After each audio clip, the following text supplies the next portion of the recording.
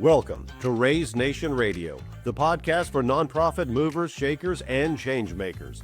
We are here to fuel your passion with a daily dose of fundraising inspiration while keeping the conversations and connections from the annual Raise Conference alive all year long. Tune in for fresh perspectives, bold strategies, and the hottest trends lighting up the nonprofit world. Whether you're just starting out or a seasoned pro, buckle up. Each episode is packed with lively discussions, expert insights, and creative solutions to help you make an even bigger impact. Now get ready for another exciting episode. Please welcome your host from One Cause, Dawn Lego.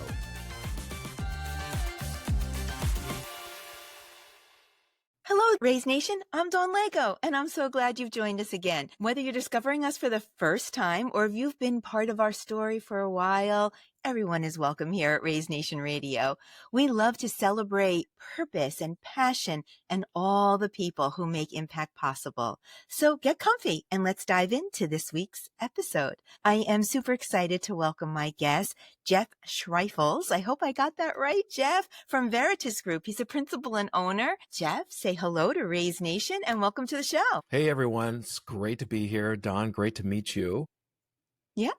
Let's have some fun. Yeah, let's have a good conversation. So we have to start out with getting to know Jeff Schreifels. And did I say that right? Jeff Schreifels. Am I saying that right? Okay, good. Perfect. And we want to get to know you. Principal and owner of Veritus sounds so formal, but I know, you really lead globally major gifts and mid-level like fundraising strategy, but give us more. Give us who's Jeff? What is Veritus Group? How'd you get here? What's your story, your journey? Oh, spill the tea, Jeff. Gosh, well, like many folks my age, I just turned 60.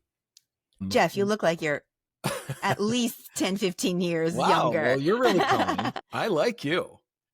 I kind of fell into it. And I fell into it moving from college in Minnesota to the inner city of Philadelphia. And my husband's neck of the woods. Okay. And I needed a job because I was doing an internship and I needed a half part-time job. And I reached out to a nonprofit that I knew of, and I just called and said, "Hey, do you have any jobs?" And they said, "You did not." Yeah, you know, white pages back then. And they said, "Well, actually, wait. Yeah. For the audience, what are white pages?" Well, there used to be this thing called the telephone book, and it was this big, thick thing, and that's how you'd look up people's phone numbers. Okay, thank you. Pre-internet. Okay, there we go. This is like 19. For all you Gen Z, do you have a visual? Yeah. It's like, yeah. Okay. Yeah, this is 1989. Okay. And so they said, actually, we do. We have this fundraising position open. And I said, well, I don't know anything about it. I can learn. And they said, well, why don't you just come in for an interview? And so I did, and I got the job. Okay, Jeff, you're making up this story. This didn't happen. It did happen. Okay. It did happen. Folks, don't try this at home. No kidding. And so I learned how to do fundraising by reading books, going to little seminars, anything I could get my hands on, going to the foundation library at the, Philadelphia Public Library. And so I learned a lot and I made a lot of mistakes. But as I started doing this and learning more, I got better and better at it. And that's where I fell in love with fundraising. And so I worked there for 6 years. And then I went on to be a development director for another nonprofit in Philadelphia for a couple of years. And I learned more about events and more about major gifts and the full variety of all of fundraising. And then I met someone while I was kind of learning about this, and I asked him to be my mentor. And for a couple of years, I would just, ask questions. And he was really gracious enough to kind of take me under his wing. And then one day he called me and said, "Hey, we're looking for an account director." And he was the owner of an agency based in Seattle called Domain Group, which was a direct response agency that worked with large nonprofits all over the country. And that was another leap, And I said, I'd love to figure this out, and went and interviewed, got the job, and I loved it. I love doing direct response because you were able to think of a strategy, be really creative, and then you would know the results of it fairly quickly. And I thrived in it. I just loved it because it had to do with data and creative. And so there was this great mix of things. So I did that for 12 years and worked with some amazing nonprofits all over the country. And they sold Domain in 2005. At that time, by that time, I had become friends with the other partner of the agency, Richard Perry. And we always knew that, if there was ever a chance to work together, we wanted to work together, but also work on major gifts, because that's an area both of us had done in our nonprofit world, but we were doing mostly direct response. Well, Richard kind of developed the philosophy around what we now call the Veritus way. This is the structure that we use for major gifts. He started developing that using the discipline of direct response fundraising, meaning starting with data to tell you the story and then having plans, very distinct and very regimented plans, all in the context of building relationships with donors. That's what it was all about. That really fundraising isn't about the money at all. It's about building authentic relationships with donors. And if you do that well, the money will follow. The money will come. The money will hear come. that so much. And so instead of taking it from a transactional point of view, taking it from a transformative. I'm using such buzz and cliche words right now, and that's it. That's the truth. That's the truth. Yeah. And so in 2009, in my living room, we started Veritus. Where'd the name come from? Well, it came from how we wanted to be as business partners and friends, authentic, being truthful, and doing that with our clients and with ourselves. And so Veritus came up as the Latin root of truth. And so that's where it was born. Wow. Yeah. That is quite the story. Yeah. Lots of leaps of faith and it was seizing opportunities. Yeah. That were placed in front of you. And dare I say, being almost heroic in a sense that you created your own opportunities. How does that happen that you... It was just the two of us at first. Okay. Where is the company now? How many are you now? Well, we're almost 40. Wow. And we're worldwide. We have folks in Europe and Spain and UK and Italy, as well as the US. And we've always been a virtual company. So all of our people work from their home, working directly with clients. And so it started. How many nonprofits have you served or do you serve? And Hundreds. Can you quantify that? How many millions have you helped raise? I'm assuming it's in the millions. Definitely. But we've never really quantified it, but we've worked with hundreds of clients. Okay. So it's way up there. Wow. But so then, we started, what we did was in about 2009, we started Veritus. By 2011, we started writing a blog. 2 years later. Okay. That blog started getting out there. At first it started with like 2 subscribers, but then it started to grow. And as it grew, then people started reaching out to us. Mm-hmm. Saying, hey, we need help with major gifts. And so that's kind of how we grew it. We started developing white papers. We've written 2 books. Let's stop there. Pause on the books. What are the titles of the books? The first book we wrote was It's Not Just About the Money. Love that. That was in 2014. And then the second book was It's Not Just About the Donor, geared towards executive directors and managers and how important their role is to making fundraising work. And where are they available? Is it Amazon or where fine books are sold? Yep. Oh, we'll have to put the links to both of those in the show notes, as well as the blog. Is the blog still in existence today? Yeah. Yes. We'll get all those links in the show notes because I'm sure. We try to give away as much as we can because we really believe that getting people good information, the more you put out there, the more that comes back to you. Yeah. So same philosophy we have at One Cause, right? Yeah. Help, educate. Yeah. And just like, build trust, build relationships, and the donations will come. We believe that too. We're all in this together. Help, educate. And when they're ready for software, where they're ready for services, they'll be there. It's all about loyalty. Everything stems from a place of loyalty. And I would even say loyalty and gratitude, right? You have to always be appreciative. So tell us some of the ways that you help nonprofits. Sure. What? So to the degree in which you could.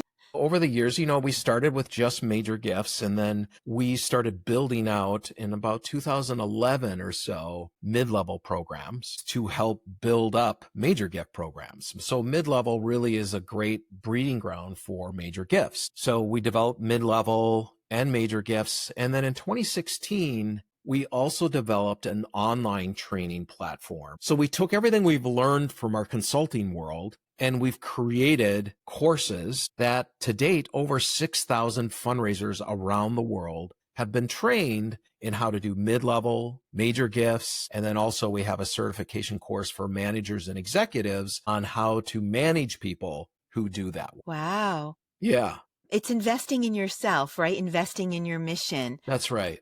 It seems like you've spent a lifetime being curious, asking questions, even when you achieved a certain success in your career, seeking out a mentor, right? You never stop that progression, that advancement, that development. It's all that a growth mindset, right? So it's wonderful that you have these resources where nonprofits can invest in themselves and invest in the mission. That's right.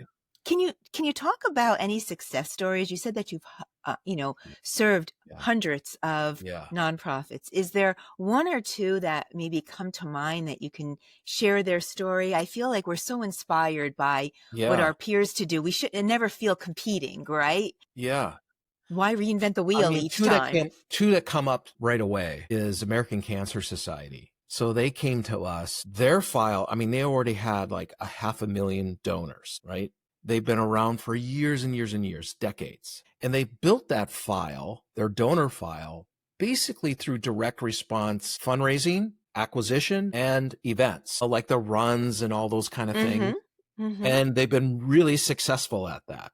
But they came to us in about 2018 because they started to notice that the acquisition wasn't as successful as it was before. And so while most of their donor database were smaller gift donors, because of the volume, it was bringing in, sufficient revenue. But they really hadn't done much on mid or major gifts. So if you looked at their major gift program, if they brought in close to $500 million a year in revenue, of that, only about 23,000 of it was from major donors. So very small. It's kind of like the opposite of what you see from other organizations, but that's their history. They grew up that way. So they came to us saying, we really think we need to do a mid and major gift program. We helped develop the structure, help them do all the stuff they needed, to hire the people, everything for a mid and major gift program across 6 regions of the US. So they did that work. That was hard work to set all of that up, hire the right people, and then train them in what we call the Veritus way, the structure that they're going to work within. We help them put their portfolios together, put revenue goals to all their donors, a strategic plan attached to every donor in their portfolio. And then we worked with them every week, all their mid and major gift officers, to ensure that they actually did the work, that they were focused, accountable, and that they actually ended up making their goals. So in 3 years, they went from 22 million in total revenue to 75 million. Okay, well, let's stop there. What were those numbers again? That's some increase. 75. Oh my goodness, that's more than tripled. Yes. Wow. And we typically start out by looking at their data and give them a 5-year revenue forecast. And I think in the 5-year revenue forecast, we said if you really had a disciplined program, you could grow by 35 million or something in 5 years. Well, they blew that out of the water. And it wasn't like some crazy strategy or anything. It was just hard, disciplined work of setting up the right structure, because they had the donors. They just weren't asking those donors. They didn't have relationships with those donors. So they built those relationships, and it was like low-hanging fruit, because for the first time, donors were saying, no one's ever reached out to me before, and then you find out the donor's story. Doesn't it sting when you hear something like that? Like, oh yeah, happy to give. Nobody's reached out to me before, right? That stings it was amazing. A little. Yeah. So. Wow. Well, I think it's just like anything else. If you have a goal to do anything, pretty much, you need to be disciplined and, that's right. Structured Unfortunately, and most consistent. major gift programs are not set up that way. It's interesting.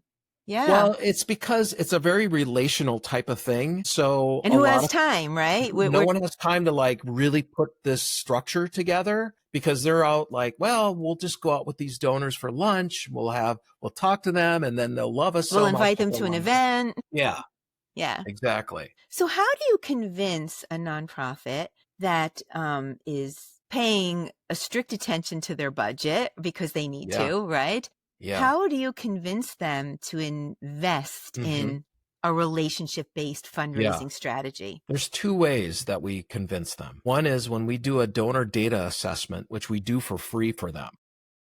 My gosh, wait a minute. Free donor database assessment, that is gold right there. It is. Because everything starts with clean data. It always shows what's going on with the data, what's going on with your donors. And so there's two things that are happening. One, they see a lot of donor value attrition, meaning donors who give 1 year and either give less or stop giving the next year. And you track that behavior over at least 4 years, and you're awakened to something you didn't realize, because typically nonprofit leaders look at the strength of their major gift program by year over year revenue, right? So if they grow by 10% 1 year overall, that's what they look. Hey, that's great. That's great. What they don't look at is, what did the donors give 1 year, the same donors give the next year?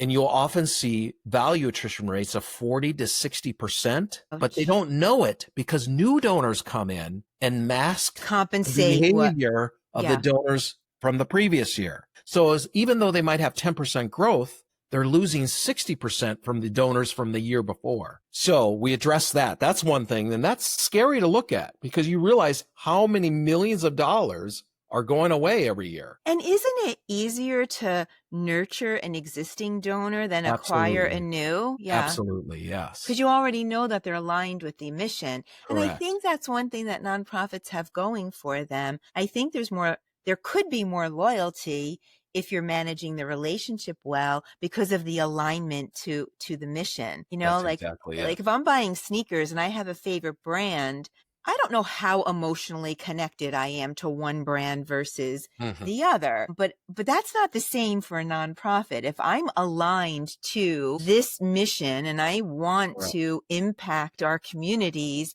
it's going to be a little harder for me to move to just a different mission altogether that I don't have alignment to. So we should leverage that and use it to our advantage. That's exactly what we do. And so that's one area. So let's close that value attrition gap. And then the second is looking at a 5-year revenue forecast. So here's where you're at today. If you had a disciplined mid and major gift program, where could you be in 5 years if you actually invested in the program? And so we show them that number over the next 5 years. We show them the net result based on their cost to cultivate those donors. And you see that major gifts provides the most net revenue of any of the other of your donor strategies, probably other than plan giving. So major gifts. Oh, that's another.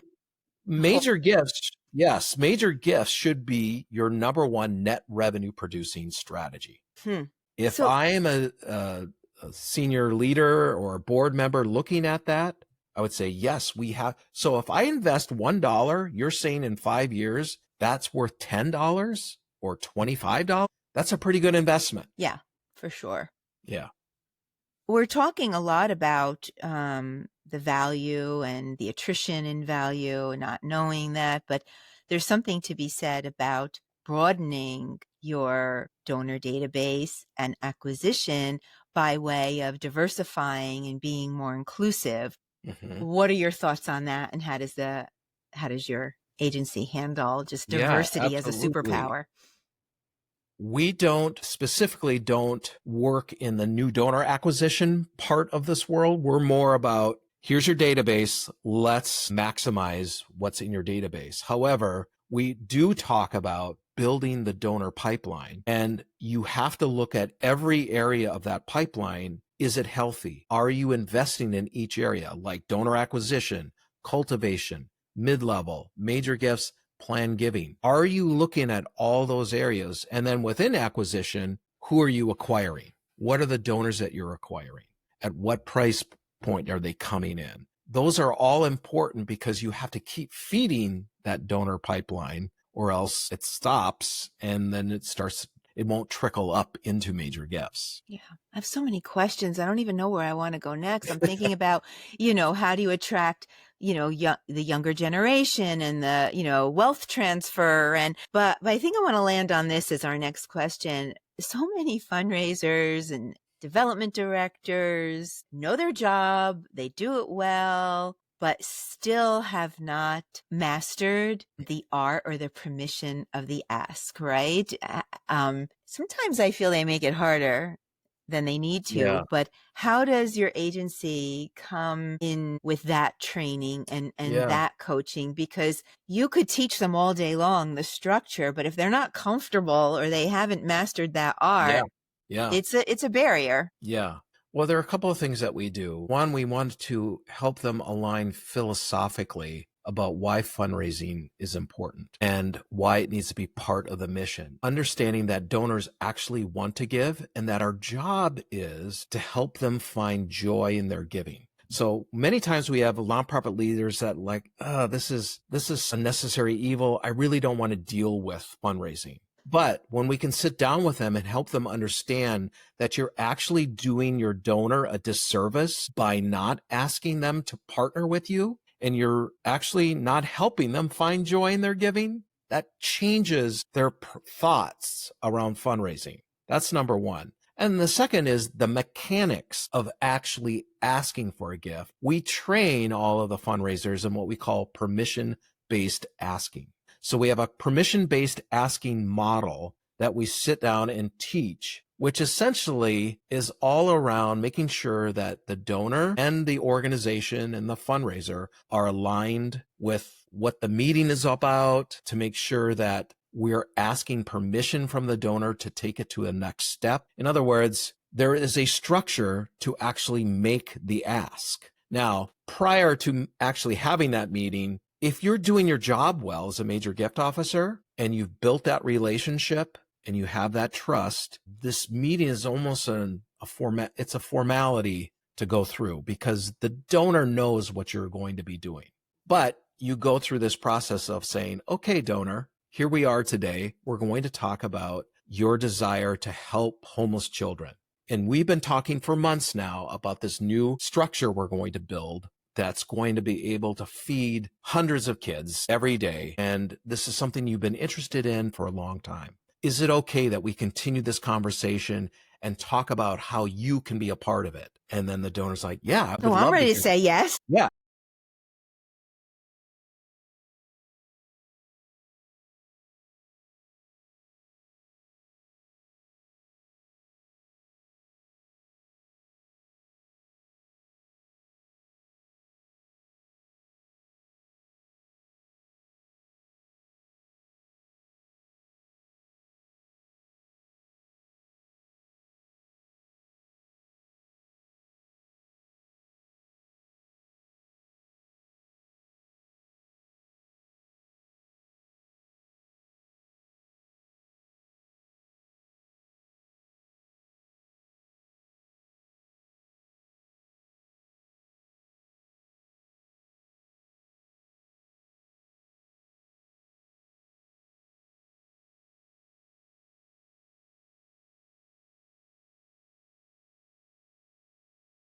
I think what I have heard, tell me your thoughts on this, that a no isn't necessarily a no No. or a closed door to any opportunity. It Right. may just be the specific question that you just asked. Yeah.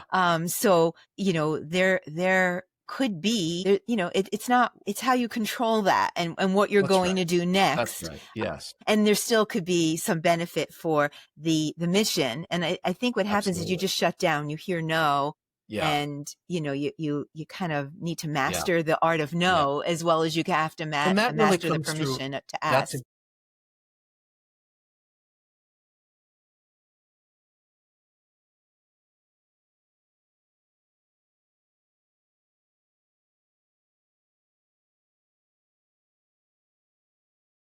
Yeah. Wow. Keep the conversation going. And That's what can that do other than build respect and more loyalty, right? If you're exactly. handling it well. Yeah. How I have oh gosh, we're almost at time, but I feel It's like, okay. we'll have to put a lot of the show notes together. How do you, or do you take this, program that really is a 365-day effort? Is there some of these lessons that you could apply specifically to, the last 3 weeks or last 3 days of the year, end of year fundraising, that Giving Tuesday craze? Like, Not can you take it and drill it down to that, or not necessarily? I mean,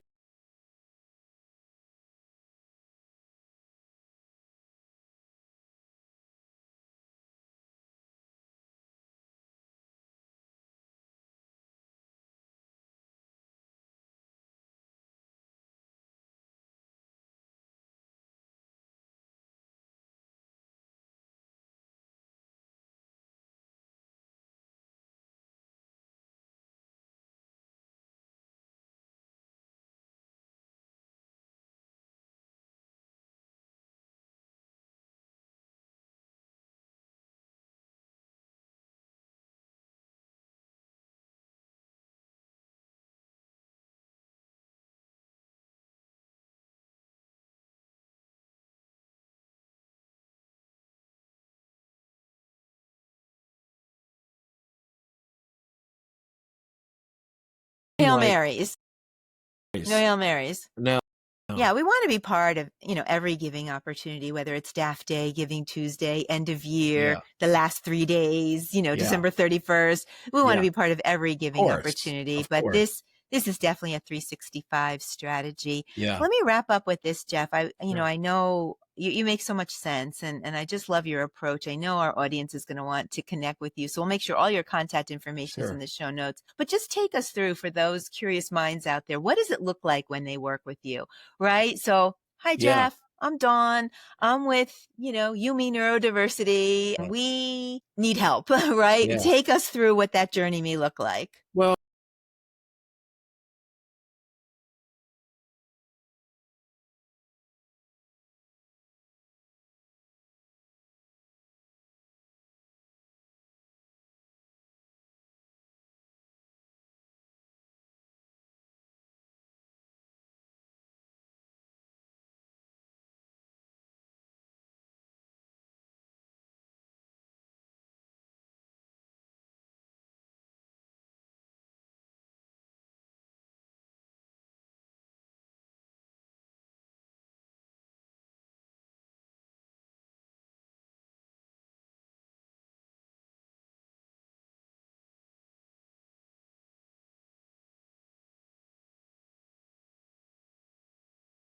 Don't does need you allow us. now, right? If the Yeah, budget doesn't allow, or that's right. resources, we But can't that's jump right. into something if you don't have the right resources to That's right. execute. That's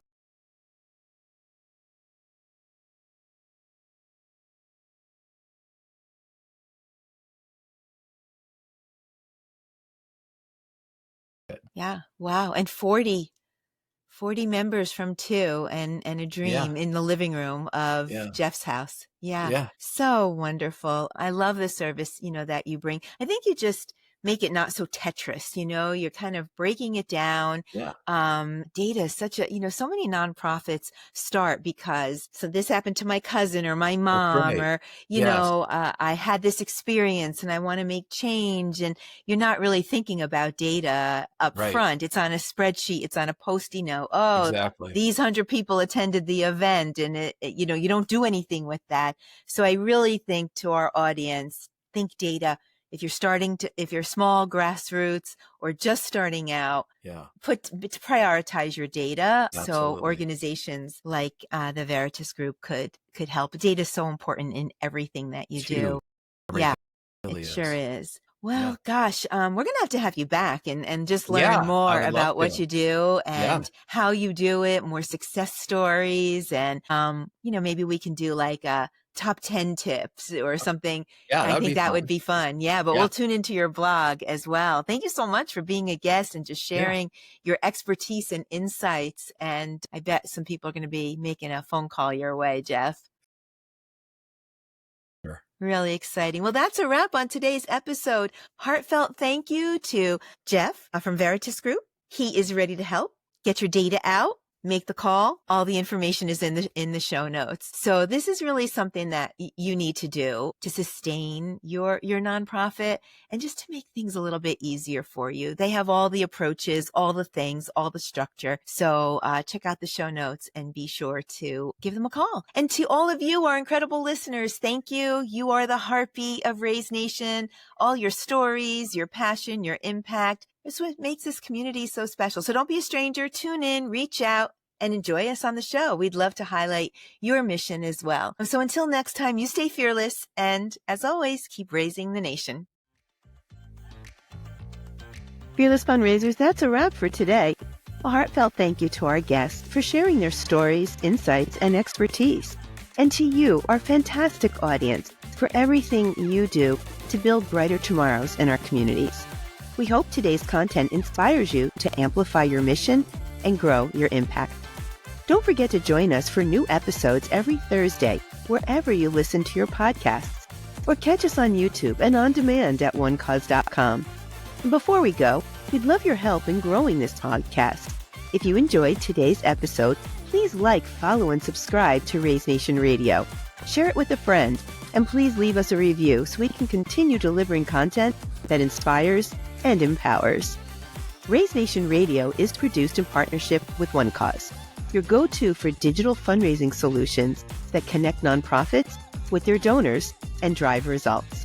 Visit onecause.com or scan the QR code to schedule a one-to-one with their fundraising experts and explore the latest tools and innovations to help you reach more and raise more. Plus, be sure to check out their extensive catalog of free resources to support your mission. All the links are in the show notes. Raise Nation Radio is inspired by the annual Raise Conference, presented by One Cause. We'd love to see you in person at the next Raise event in September. It's a 2-day experience featuring over 35 CFRE accredited sessions, dynamic speakers, and the latest innovations from our sponsor pavilion, and priceless networking opportunities. And while you're there, don't miss the Fearless Fundraiser Party. It's where memories are made and lifelong friendships are formed. Secure your spot today at onecause.com/raise. The link is also in the show notes. Until next time, thank you for tuning in. And as always, stay fearless.